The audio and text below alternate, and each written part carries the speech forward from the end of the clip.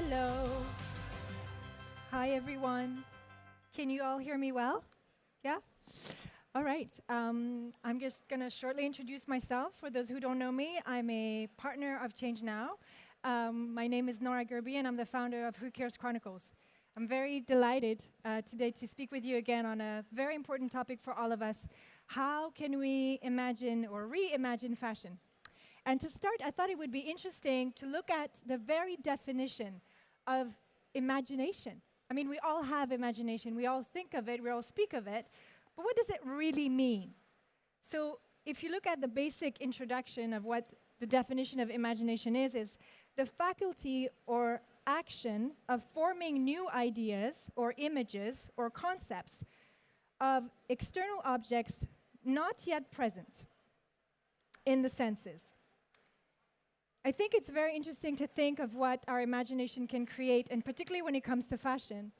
And today, I'm really happy that we can have, like we always have at ChangeNOW, imagination and actions and conversations that are rooted in actions. So, to start this panel, I would like to welcome Laura Hayes and Maurizio Montalti. Are they here? They are.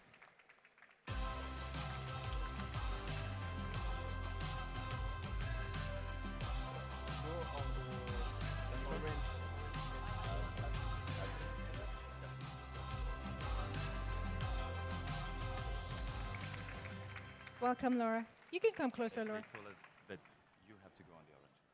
Oh, sure. Please come closer. Yeah. I'm going to go on this side. We just imagined another seat for myself. That's okay because we're flexible. So Laura, I'm going to start by introducing you. You're the Senior Strategic Partnership Manager at Keel Labs, and you're going to tell us what Keel Labs does in a minute. And Maurizio, you are the Chief Mycelium Officer and co-founder of SQIM. So Keel Labs and SQIM are both cutting-edge startups innovating new materials based on their own novel nature-based biofibers. Keel Labs is using kelp, and SQIM is mycelium, otherwise known as mycelium, being used as mushrooms. So maybe, Laura, you can start by telling us, what's your day-to-day job? Like, first of all, how did you start getting involved with this entity, Keel Labs? And how did the founder and the entity, and every day you're using your imagination to create something that's better for all of us? Yeah, so I think, the majority of my career has been brand side. I joined Keel Labs about just under 2 years ago now. How I came across Keel Labs it's kind of a funny story, basically. I was working as a consultant for some major global mass fashion brands on the sustainability communication side. Mm-hmm. And having learned more about their plans in that process and what their roadmaps were, I realized that actually, communication is great. Talking about what you do is fantastic. But conversely, let's actually start at the beginning and start changing the systems from the beginning and work with materials. So Keel Labs had actually gone through the Fashion for Good program in Amsterdam. Right. And I spent quite a lot of time going back to all the alumni, everyone who'd passed through that program. Came across AlgaeKnit, they were known as AlgaeKnit at the time, and loved what they did, loved their mission, and joined the company around 2 years ago as Strategic Partnerships Manager. My day-to-day is quite a mixed bag, so it is, building strategy was the first kind of work that I was doing. This company didn't yet have kind of an idea, let's say, of how they wanted to work with partners. We had unbelievable amount of interest from brands. I couldn't believe it when I first joined. I thought I was going to have to spend my time on Salesforce, 9 to 5. Not the case. We had an incredible amount of interest. But it was kind of a question of what to do with that. So a lot of my work for the first year was building out program structures, tiers of partners, which I had done kind of previously as well. And so that is still a part of my role, so the strategy side of things. But alongside that, it's a lot of connections, relationships, building out kind of from, a communication side as well, how we start talking about the fact that we're working now with partners, etc. And business development. So yeah, it's kind of there's a lot of different things, but it's more or less around kind of sales, partnerships, and business development. It's great. Well, hopefully there's a lot of people that you can develop things with during ChangeNOW. Now on to you, Maurizio, and I'm not going to put you on the spot, but first, maybe you can just do the same as Laura did and tell us what's your day-to-day like, but then I'd like to ask you a specific question about mushrooms, but I'll get to it after. All right, I'll try to go about with a short intro. Thanks for the question, and thanks for having us today. It's a privilege to be here. Actually, the project that we're running, the entrepreneurial journey that we're going through, starts from a design-driven, design research-driven bottom-up approach much before the company started. As in fact, as a designer, I was directly involved in starting developing opportunities existing at the intersection between design and biology, biotechnology, and specifically fungal biotechnology back in 2009, 2010, and starting demonstrating about the possibility of valorizing different types of low-value materials and side streams through mycelium-based fermentation processes. And that actually, let's say, was something very rewarding in terms of global attention that I was benefiting from. However, in conversation with an audience that is a fantastic one and yet very limited in its scopes, the cultural audience, therefore working a lot with musea, with galleries, with collectors, while I was going around talking about impact. And therefore, I decided to embark on a much major challenge, which was, in fact, the attempt at the time in 2015 to scale up, industrialize the processes that I was working on towards the identification of suitable products and applications that could be delivered in the market in order to tackle the disgraceful relationship that we have established with the notion of nature that we hardly recognize we are immersed in.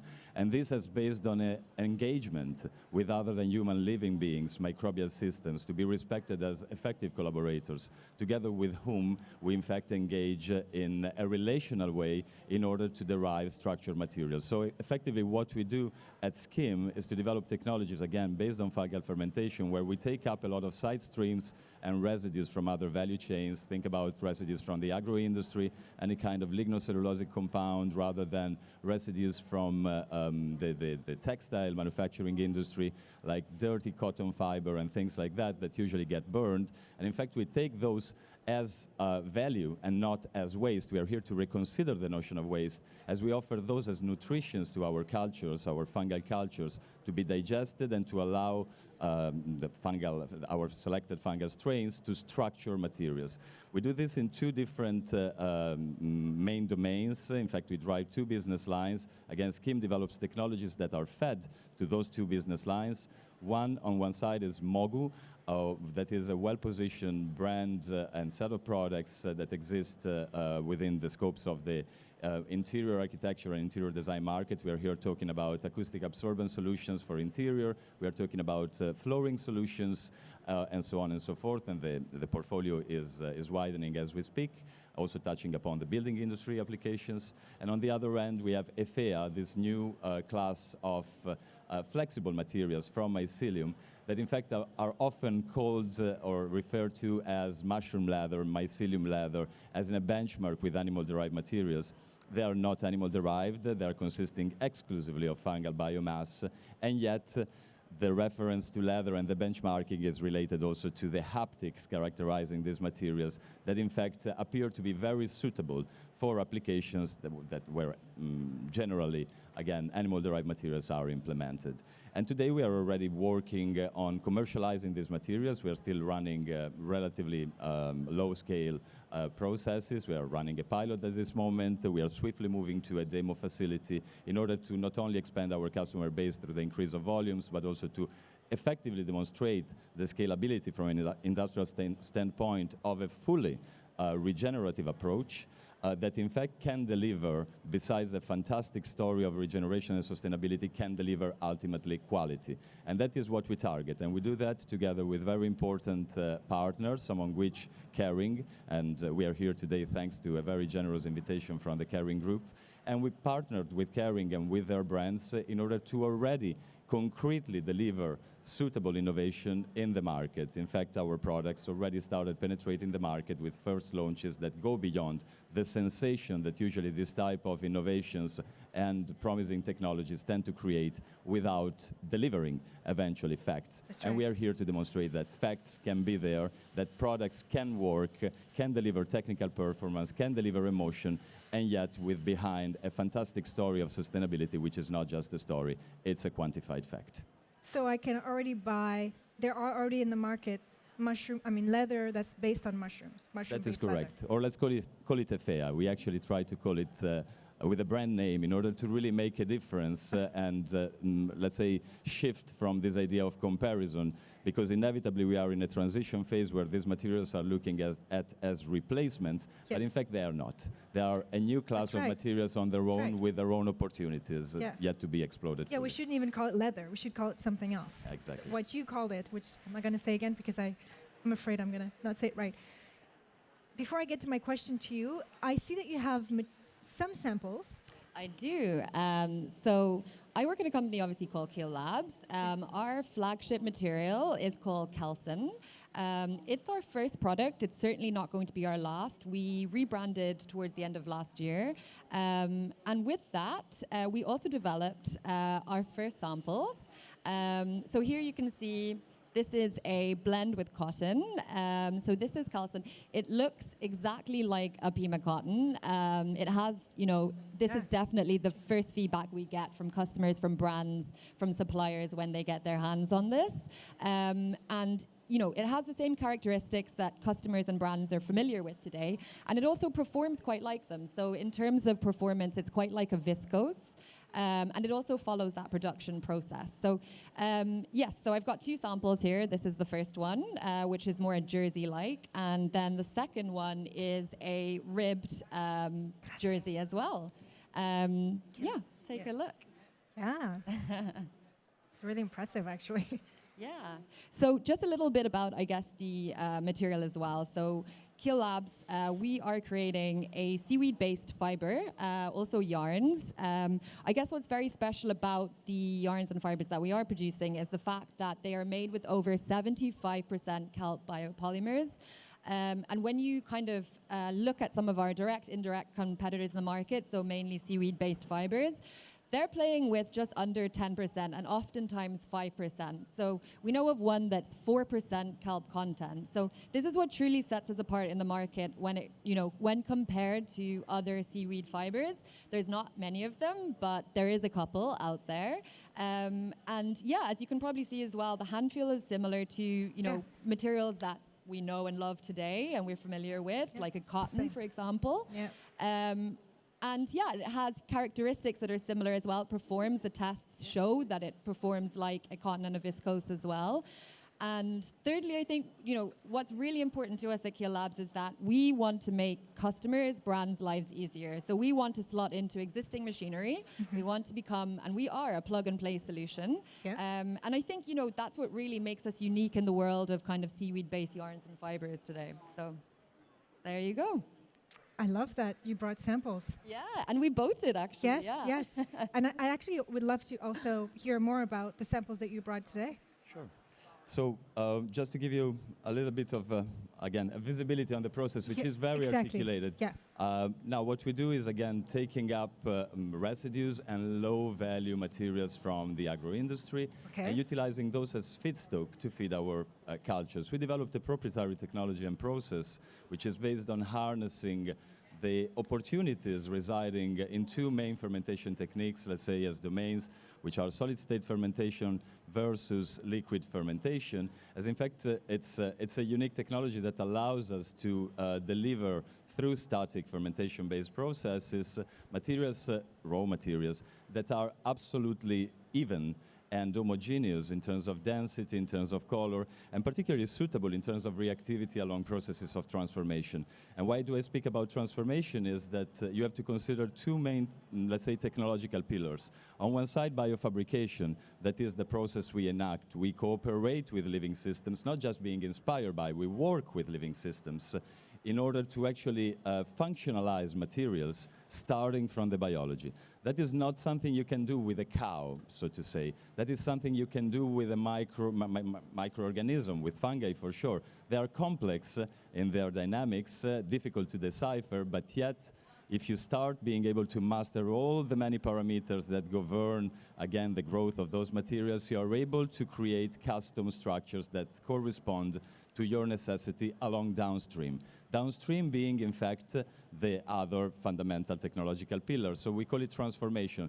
To make it clear, let's put it in analogy to animal leather when it comes to tanning. Now, it's not tanning because we are not using tannins. Okay. It's not a collagen-based material. It's a material based on chitin, this raw material. Chitin is the same biopolymer, probably the second or third most abundant biopolymer in nature that makes up, for instance, the exoskeleton of marine life, like shrimp shells, crab shells. They're made of chitin. It's a different type of chitin, the one produced by fungi at cell wall level, but we can influence, again, the metabolic products that fungi produce in order to inform the properties of our raw material. So consider this an analogy, basically, to an animal skin, an animal hide, after the animal has been slaughtered, with a big difference that there's no slaughtering over here.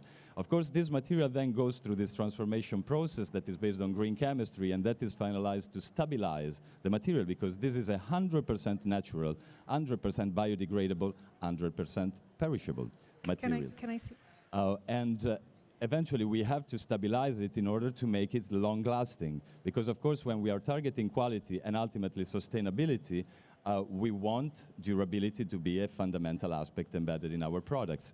So basically, we take these products, and through the use of green chemistry products available on the market, but of the highest grade and complying to the most stringent standards when it comes to MRSL, PRSL, ZDHC, and all the different protocols, we actually transform those in finished products according to customer specifications in order to be utilized for different types of applications. So our business model today is to sell materials as our product, and we are not coming to the end of the value chain, but in fact the end of the value chain is covered by the fantastic contribution of our fashion partners. Yes. Again, as mentioned before, today primarily the Kering Group and their brands. As in fact, and I'm showing you this material specifically, and I invite you to come visiting us, may you be interested at our booth in the fashion area down there.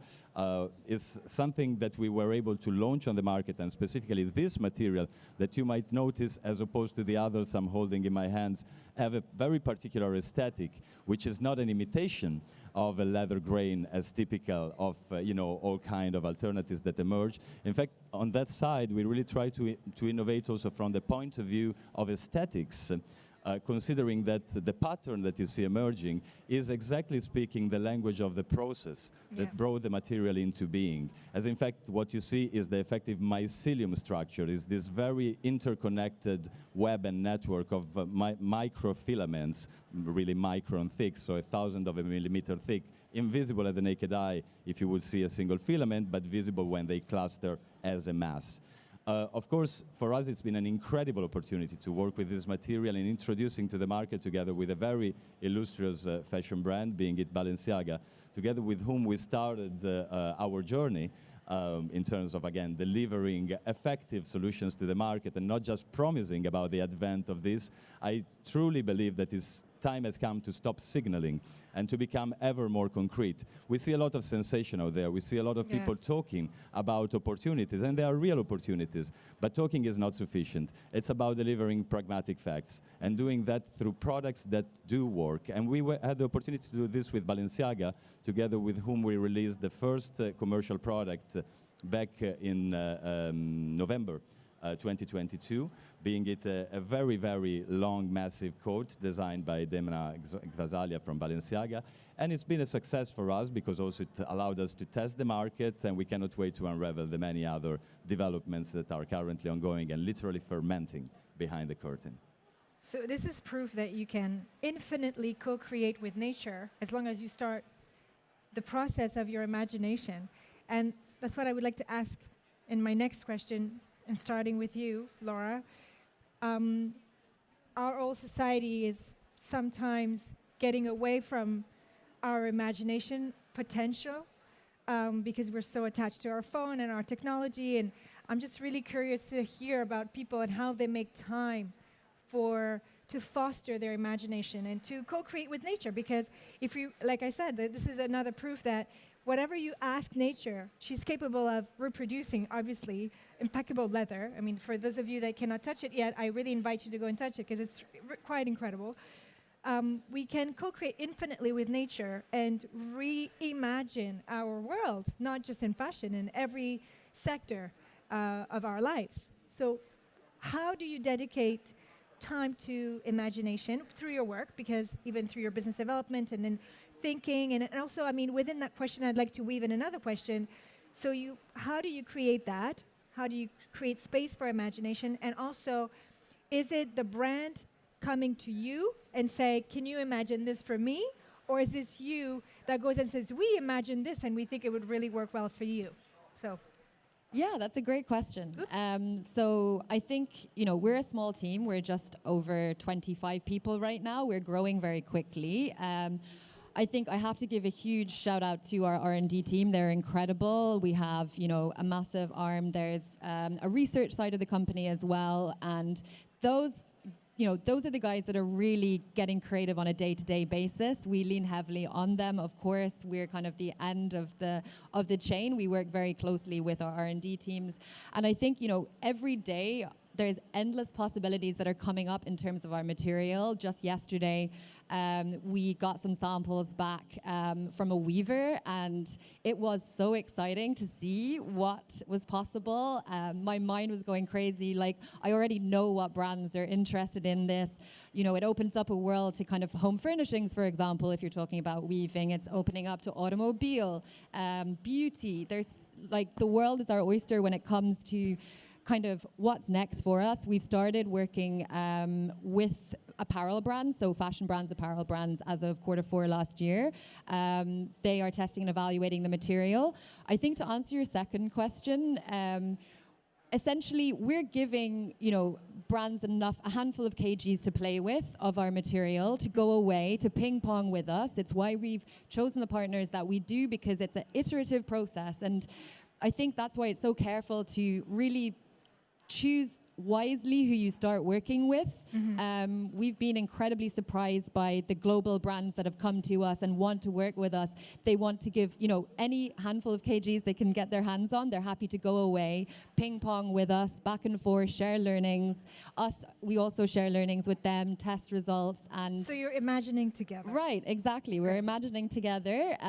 We give them, a material that we're happy with, that has characteristics that have been in the making for, 5 years at this point, that is perfected to a level that it can be at this stage. But we want to work with brands, global brands, to basically make sure it works for them. And it's a back and forth, and it's both of us who are kind of coming up with this alternative world together, and it's unbelievably exciting. Yes. Thank you for your passion. Yeah. It shines right through. How about you? How would you answer that question? I think the question resonates very much with me, provided that I come from the creative sector. And imagination, or let's perhaps translate it into creativity as powered by imagination, is a key aspect in order to establish a vision. A vision that, of course, includes a quite articulated trajectory and journey to go through in order to achieve an eventual target. But somehow, again, imagination is fueled by so very many different components. If I think about the specific engagement that I had the opportunity and privilege to develop within the development of this technology and material, well, before becoming a technology and a material, it manifested as a relation. And for me, this is a very profound, on a personal level, aspect to consider, particularly when working with living beings, with other forms of life that I deeply respect despite their minuscule size. Yeah. Their intelligence is incredible. We have an incredible opportunity to learn from other than human living systems, if only we take the time to stop. As you said, we are so obsessed by all the continuous bombardment of information that we are subjected to that we often forget that we need to stop. And stop means taking the time for observing, for listening, for focusing on the dynamics that happen under our very own eyes and that we fail recognizing at every instant.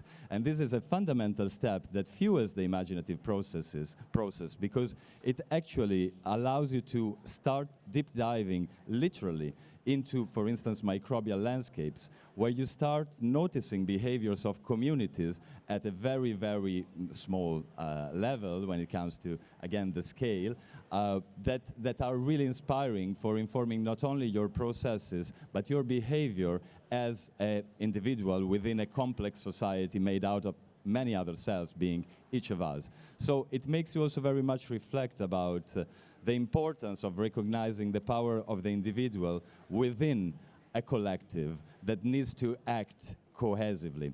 And this is what I think this event also very much represents, the possibility of allowing all these different actors converging and coming together, having ChangeNOW being a little bit the mycelium.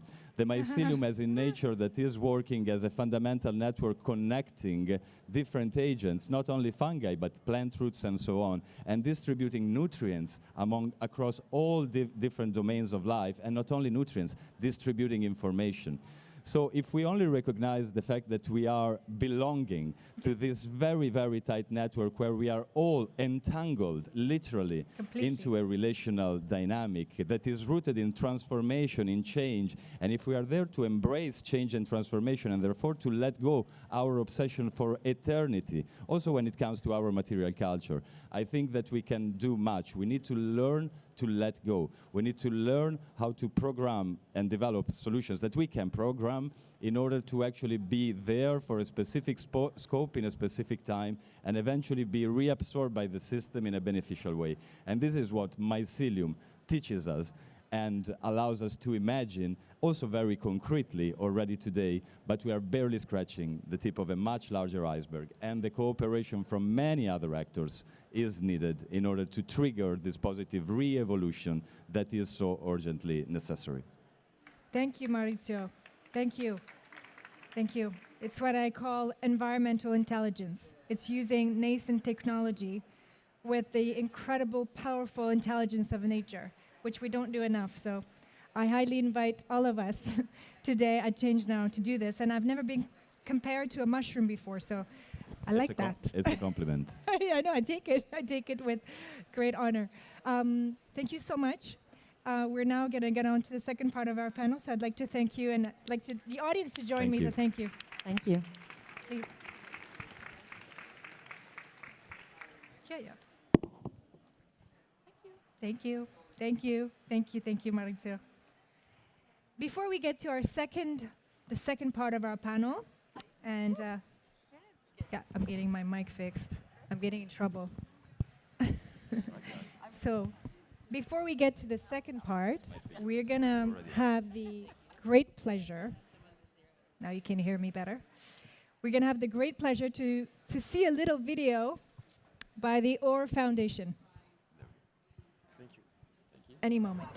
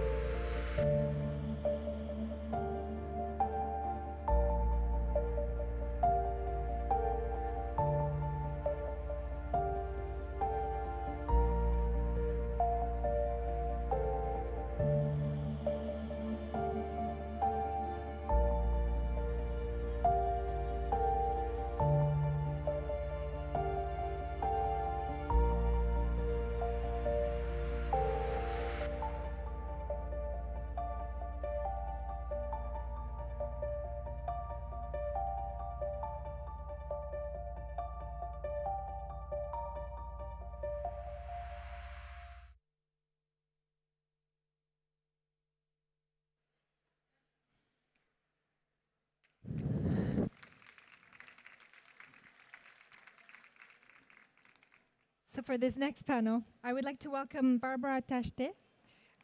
Barbara is the Secretary of State of the Brussels Capital Region responsible for economic transition and scientific research. Please join us. And I also would like to welcome Lise Ricketts. Lise is the co-founder of the film that you just saw. I mean, the organization that made the film that you just saw. And the director of the OR Foundation, a Ghana-based organization thriving to catalyze a justice-led circular textile economy. And last but not least, please join me in welcoming Solomon Noy. Solomon is the director of the Waste Management Department of the Accra Metropolitan Assembly in Ghana. Thank you all for being here today. Perhaps I'd like to start with you, Barbara. Maybe you can introduce yourself and tell us a little bit about what's it like to be you every day and trying to change our condition when it comes to fashion. So I'm indeed State Secretary responsible for economic transition and scientific research in Brussels. When I say that, a lot of people tell me, so where is the man in charge of the economy? But I am also the man in charge of the economy in Brussels.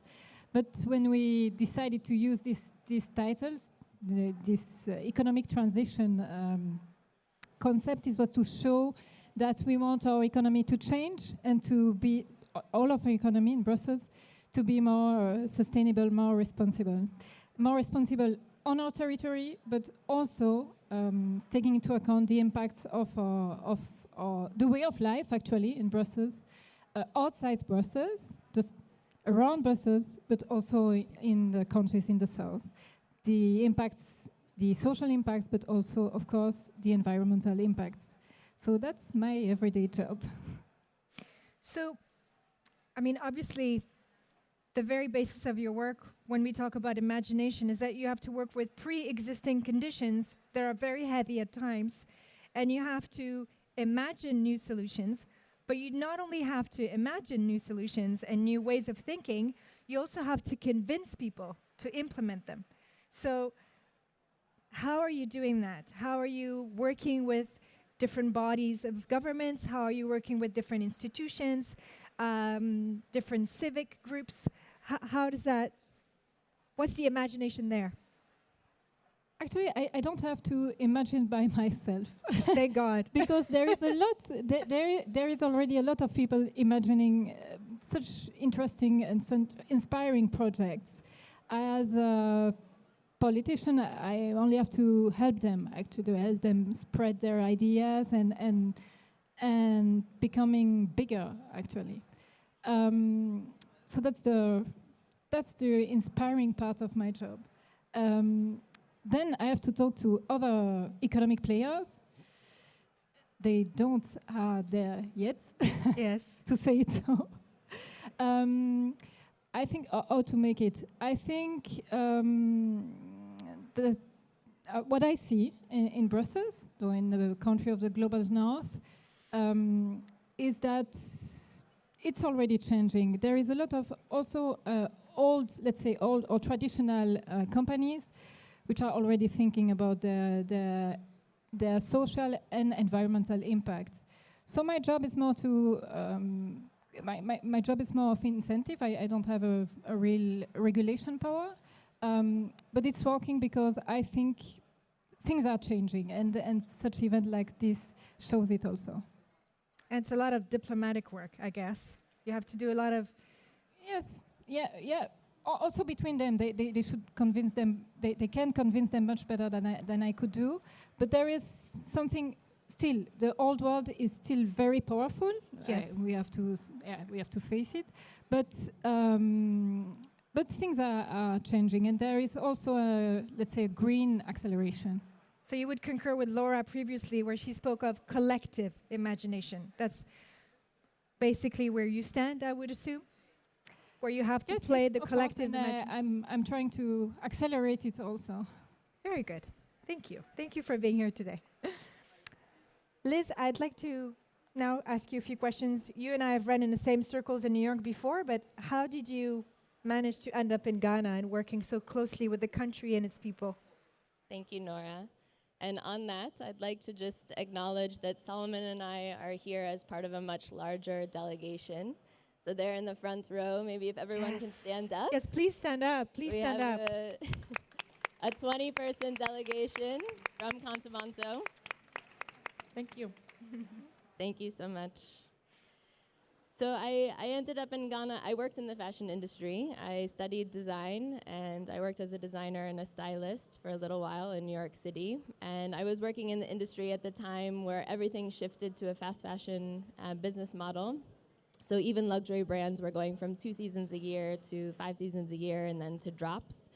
And I saw the physical waste aspect of it, but honestly, that didn't bother me so much because I had the skills to tackle that. I had learned to sew, I knew how to design, so I thought, okay, I'll just upcycle. I'll just take stuff that exists and I'll make new stuff out of it.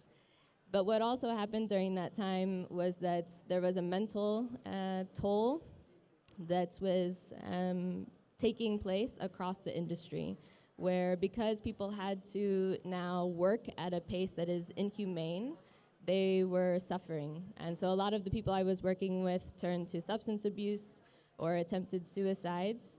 And for me, that was the wake-up call of, if this is what's happening at a very high level, very privileged level within the industry, then imagine what's happening throughout the rest of it.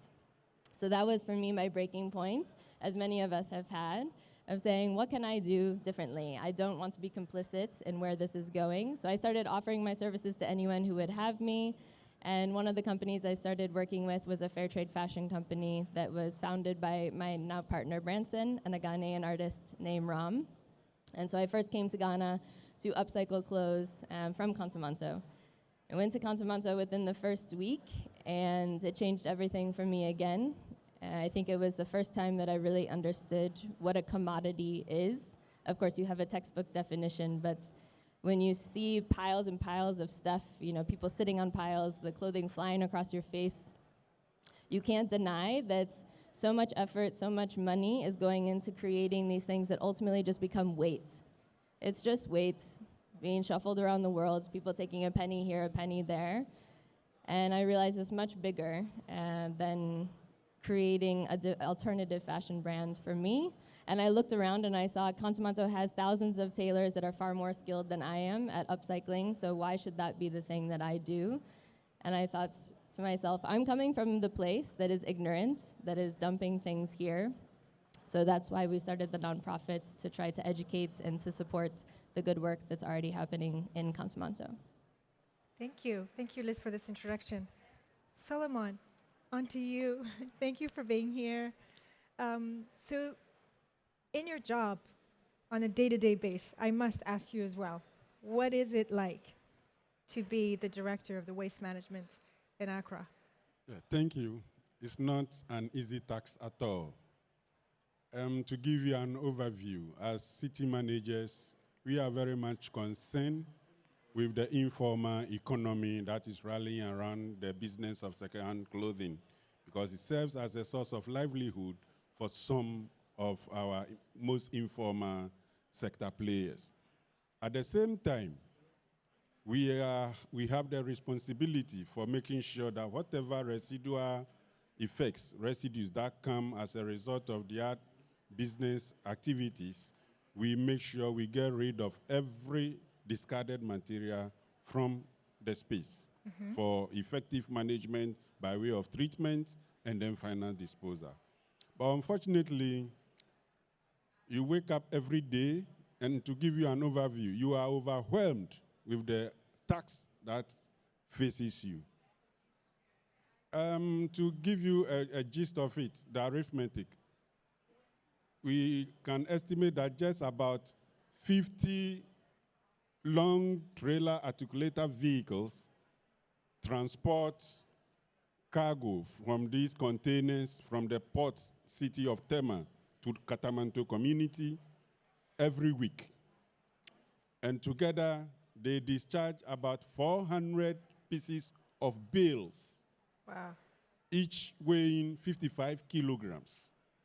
that's a lot. So for that week, you have way over 1,200 metric tons of second-hand clothing that has come.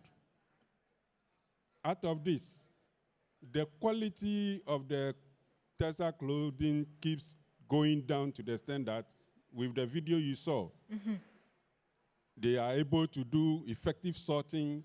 Those first class, second class, third class, and the rest. Upcyclers will also take the third and second, turn them into other products. After all this, 40% of these 1,200 tons will be discarded, having nobody to purchase or having any value for it. And so they bring them to the streets, and it is our duty to go and collect. Yeah. What that translates into is an average of 100 tons of only textile waste that you are supposed to deal with. And don't forget, the city of Accra generates way over 5,000 metric tons of municipal solid waste. This textile waste is not part of it. So, unfortunately, the logistics that we have as a city authority to be able to manage this textile waste is way inadequate. Yes. Because it is very complex. When you try to use the normal compaction trucks, it will destroy the pneumatic and then the hydraulic systems. So we are forced to improvise with tipper trucks. These tipper trucks can only collect just about 30% of the 100 tons. So it means 30 tons on average. The truck size can pick just about 25 tons, but we overload it to be able to take care of 30 tons. And this is transported every day to the only infrastructure that we have, which is a dump site. The rest of the 70 tons will be washed by the rain into the Atlantic Ocean. And don't forget, the following week, another 50 trucks are coming. On and on and on and on. It's like a never-ending cycle of So that's just waste. You to put yourself into the picture and put your feet into my shoes as the city manager in charge of managing all these wastes, both liquid, solid, drainage, and everything. And that's the task we go through on a daily basis. I'm so honored and humbled by your work, really humbled, really. I'm going to ask you a question, Barbara. So, you know the situation, we know the situation. I'm not trying to guilt trip anyone. We've seen the film, we know where the waste comes from. How are you imagining with different bodies and working with the civil society to make sure that there is obviously less waste going there? So it's just to tackle the problem from the source, which is the consumption of it. Are there any types of regulation that you're trying to enforce? Because we know there are some regulations. It's not like they're not there. We know that there's a problem. Really, I feel like at this point, it's two things. Maybe it's a lack of information sometimes, although I think that now everybody knows the situation, but lack of information between the working ecosystem. But yes, and the second, I would say, it's really enforcing, not just regulations, but a new way of thinking. Yeah, we have to do both, actually, to create a new way of thinking and of consuming, and also to help or support new businesses, good businesses, to tell it so, and new regulation. The problem I see every day is that what the market offers us here in Global North is actually bad clothes, made unfair, of bad quality, and wasted, like we just saw. But they offer us at very cheap prices, so it's very affordable. So the businesses making good clothes, to tell it so, they are still in a very uncomfortable situation, actually. It's what they produce, because they respect the people and the environment. Actually, it costs more for them, and it's not affordable for everyone here.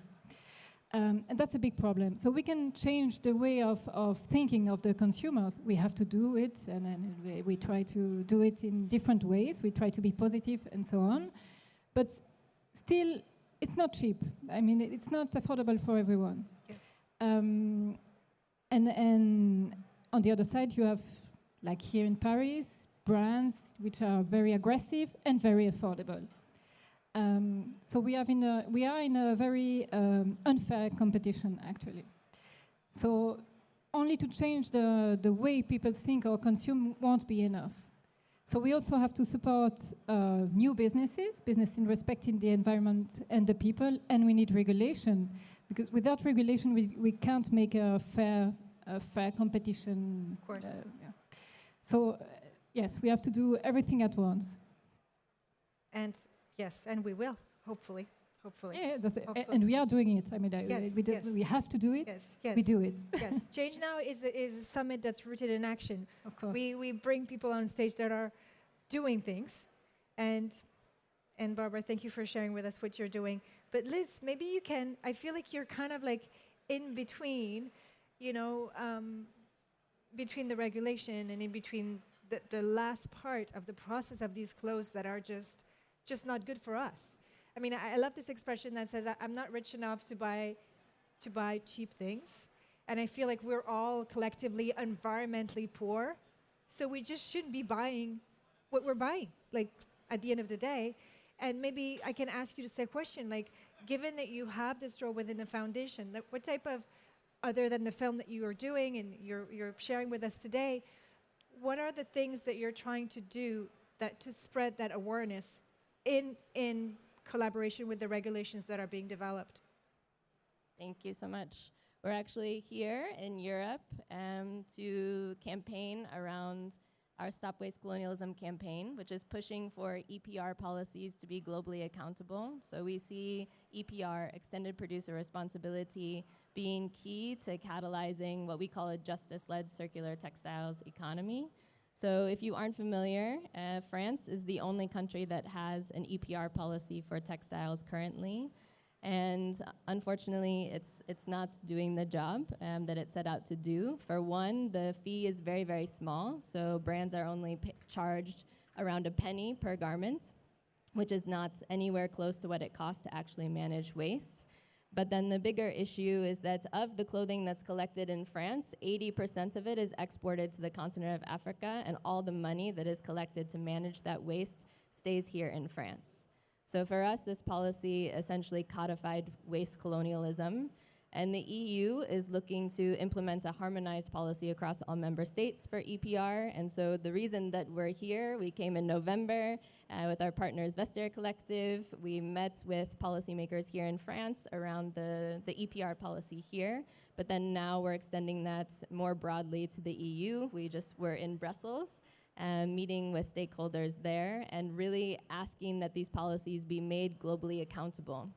So if clothing is going to continue to be exported to places like Ghana, then money needs to come with it to set up infrastructure there. And it's very important, we're talking about reimagining. And for us, Contamanto is the alternative. Contamanto is not your average shopping mall. When here we go to a store, we see something on a rack, we want it in exactly our size, exactly the color that's, we came there to buy, or that the advertisement told us was cool or trendy. But Contamanto is not like that. You go, you select things, and you customize it. There's a lot of creativity. It's overflowing with creativity, and we need to support the skill set and the mindset that is there. And for us, EPR policies can do that. Thank you. Progress. Solomon, I have a question for you. I mean, obviously, we know there's been a problem for quite some time now. It's not a new problem. So my question to you is, do you, and I'm hoping that you say yes, are you seeing less waste coming, or you see more and more? Is it a growing number of waste, of tons, or is it less? Drum roll. No, going forward, if nothing is done, I rather see more waste coming. Waste in the sense that once the volumes coming are huge, yep, and the sellers will have to find buyers. If they don't get buyers, they will have to free the space to get more bills to be able to salvage some quality products to be able to sell. And that means the quality keeps going down and down and down. So what I want to advocate for is, in addition to the EPR policies that will come to support infrastructure and logistics to be able to manage the waste. Don't forget, textile waste chokes up the landfills. It has caused the only engineered landfill that we have as a city into flames, just because it created some stagnation within the layer of the profile of the landfill, to the extent that it accumulated leachates because of the polyesters, the polyamides, and stuff that are associated with textile waste, thereby preventing methane gas from penetrating through the ventilation pipes. And as a result, accumulation of methane gas happened, and then the landfill exploded in fire. And we have to cap it. Now we are just using what we call dump sites. Dump sites are not the solution. And definitely there must be a sustainable way of managing these wastes. And our mega taxes that are going into health, into education, into agriculture, cannot be channeled into the infrastructure that will manage textile waste that is not our waste anyway, but it is coming from the global north, who already have the logistics and the infrastructure to be able to manage. So something must be done at the upstream, which is, I'm very happy for the first panel. We must be able to think of materials that we can produce textile with that will be, if not even 100% recyclable, biodegradable, then 80%, 90% is the way forward. Until that is done, and then the quality, something must be there to be able to enforce the quality of products in order for them to prolong within the environment. Yes. Because if Europe doesn't have the land space to landfill even the bottom ash, how much more we, who do not have the incineration plants, and we are taking the raw textiles in, for how long can we be choking up our landfills? And currently we are traveling close to 100 kilometers away from the city to be able to dump. If that one gets full, we will be traveling 500 kilometers, and it will not help anybody in terms of climate change. So share with me a little bit of wisdom, like into this question. Can there be hope in the middle of disaster? There is clearly hope. As our foundation, we are very grateful to them. They've set up the way. Currently, we are working at solutions through their research and development laboratories, and we are able to create certain products such as fiber boards and stuff from the textile waste. Currently, some shipment is already on going to Finland, where they have the expertise to see how we can turn back these discarded waste materials into yarns, which will now come back to feed our textile industries back home in Ghana to be able to produce our traditional clothes. And once this is done, there is where we need the extended producer responsibility to come in to be able to upskill this, and then there will be hope for everybody. Else, if we remain in the current state without doing anything, especially on the EPR, definitely we are heading towards doom. Because don't forget, the 70 tons that are flowing into the oceans are stockpiling at the ocean bed. Yeah. And with time, there will be upwelling of the sea. That's a natural phenomenon. If it happens, definitely the waste will flow from the Atlantic back to the Mediterranean, because there are no borders in the sea. And that will be an environmental catastrophe where aquatic life will go extinct, and it will not augur well for anybody. Yeah, and here we speak a lot about ocean cleanups. We can't just clean up on one side and then keep dumping. Like, it's just an ever-flowing, problem.